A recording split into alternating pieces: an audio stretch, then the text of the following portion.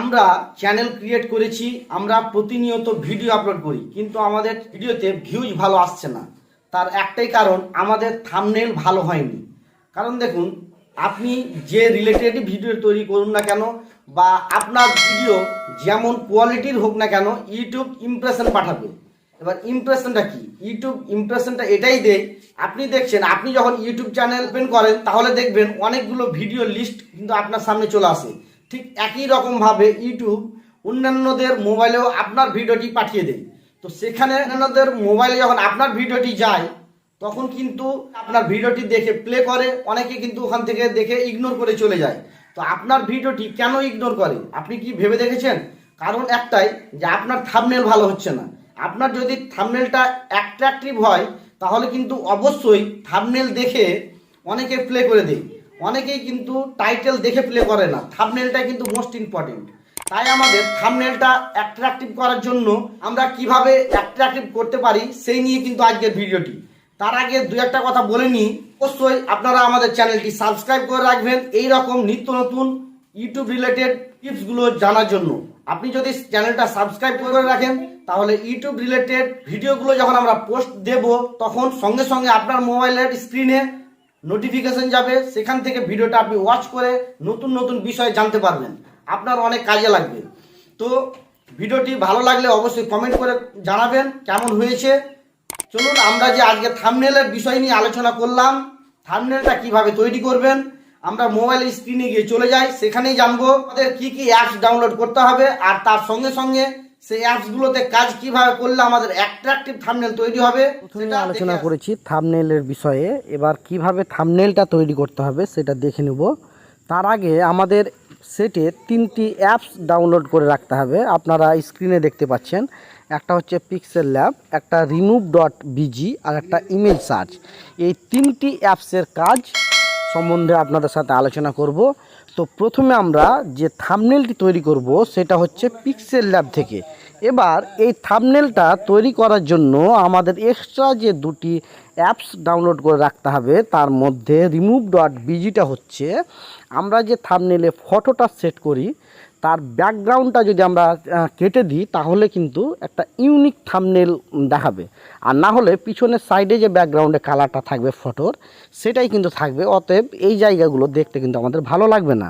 ওই জন্য remove.bgটা ডাউনলোড করে রাখবেন। আর ইমেজ সার্চটা হচ্ছে এটা, যে আমরা থাম্বনেলে কিছু এক্সট্রা আইকন ব্যবহার করে থাকি, যেমন ইউটিউবের ধরে নেন, এছাড়াও রিলেটেড অন্যান্য কিছু যে ব্যবহার করি, এটা পিএনজি ফাইলে থাকতে হবে। আর এটা ইমেজ সার্চ থেকে আপনারা খুব সহজে ডাউনলোড করে নিতে পারবেন কপিরাইট ফ্রি। তো আমরা চলে যাই, প্রথমে পিক্সেল ল্যাব অ্যাপসটা ওপেন করে নেব। ওপেন করার পর একটা স্ক্রিন দেখতে পাচ্ছেন, এটা আমরা কেটে দিচ্ছি। তারপর দেখতে পাচ্ছেন ওপরে এই 3 ডট, এই 3 ডটটা আপনারা যে দেখতে পাচ্ছেন, এই 3 ডটে ক্লিক করে আমাদের ইমেজ সাইজটা করতে হবে। ইমেজ সাইজ আছে এখানে, ইমেজ সাইজটা আমরা সিলেক্ট করে নেব।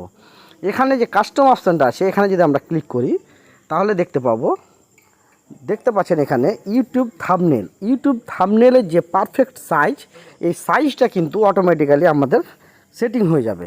এবার দেখেন ওকে করলেই দেখতে পাচ্ছেন ইমেজ সাইজটা কিন্তু আমাদের চলে এসছে। এবার এখানে আমরা কালার যদি দিতে চাই তো নিচে দেখতে পাচ্ছেন এই অপশানটা, এখানে দেখতে পাচ্ছেন এই অপশানটা থেকে আমরা কালারটা জন্য দেখেন এখানে কালার অপশান আছে, এখানে কালার চুজ করব। এবার এখান থেকে আমরা যে কোনো কালার আমরা নিতে পারবো। আমি শুধু আপনাদের থাম্বনেলের কি কি কাজগুলো আছে সেগুলো দেখিয়ে দিচ্ছি। এবার থাম্বনেলটা আপনারা ভালোভাবে তৈরি করতে পারবেন। এবার এখানে ধরে নেন আমি এই কালারটা চুজ করে নিলাম, সিলেক্ট করলাম। এবার কিছু যদি আমরা লিখতে চাই তাহলে যে লেখা আছে এই অপশানটাতে ক্লিক করলে টেক্সট অপশানে মারতে হবে। এর ওপর একবার ডবল ট্যাপ করলেই অটোমেটিক্যালি এখানে আসবে আমরা কি লিখতে চাইছি। এবার আমরা এখানে লিখতে চাইলাম বা লিখছি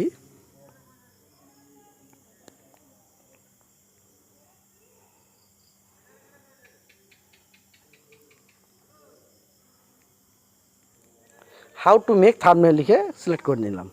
এবার দেখতে পাচ্ছেন এখানে আমরা টেনে ছোট করে বড় করে সাইজটা করতে পারবো। এবার এক সাইডে যদি আমরা যাই তাহলে এখানে আমরা দেখতে পাবো ফ্রন্ট। এই ফ্রন্টে গিয়ে আমরা ফ্রন্টগুলো সেট করতে পারবো। যদি আপনারা নিজেদের এক্সট্রাভাবে ফ্রন্ট ইনস্টল করে রাখেন, যেমন মাই ফ্রন্ট আছে, এগুলো আপনারা নিজে থেকে ইনস্টল করে রাখতে পারবেন।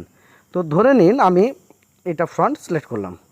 তো সিলেক্ট করার পর দেখতে পাচ্ছেন এটা আমরা ছোট বড় করতে পারবো। এই ছোট বড় করার পর এখানে আমরা কালার দিতে পারবো। কালার অপশানে গিয়ে আমরা যে কোনো কালার পছন্দ করলাম।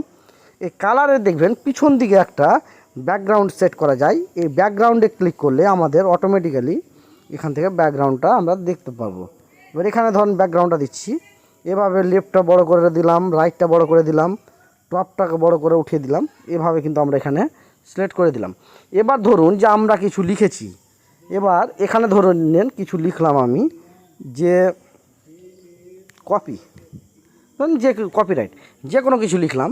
এই লেখাটা দেখছেন ওপরে আসছে, আমি বড় করে দিলাম, ধরেন বড় করলাম, এই লেখাটা এখানে আসছে। আমরা এই লেখাটা নিচে করতে চাই, সেই জন্য আমরা কি করব, এই যে অপশানটা দেখতে পাচ্ছেন এই অপশানটাতে একবার ক্লিক করব। ক্লিক করে নেওয়ার পর এই নিচের যে কপিরাইটটা আসে ওটা নিচে করব, এটা টেনে নিচে ছেড়ে দেবো। আবার এখানে ক্লিক করে দেখতে পাবেন এখানে কিন্তু এই লেখাটা নিচের দিকে চলে যাচ্ছে। তো এই রকমভাবে আপনারা কিন্তু নিজেদের পছন্দ মতো একটা ইউনিক থাম্বনেল তৈরি করতে পারবেন সঠিকভাবে। তো ভিডিওটা এই পর্যন্ত ছিল। যদি আপনাদের বুঝতে কোনো অসুবিধা হয় বা সম্পূর্ণ যদি কিভাবে তৈরি করতে হবে সেটা জানতে চান, তাহলে অবশ্যই কমেন্ট বক্সে কমেন্ট করে জানান, বা ভিডিওটা আপনাদের কেমন লাগলো সেটা অবশ্যই কমেন্ট করে জানাবেন। তাহলে আপনাদের নেক্সট ভিডিও তৈরি করার সময় আমাদের খুব হেল্পফুল হবে। তো ধন্যবাদ, ভিডিওটি এখানে শেষ করছি, আবার দেখা হবে নেক্সট ভিডিওতে।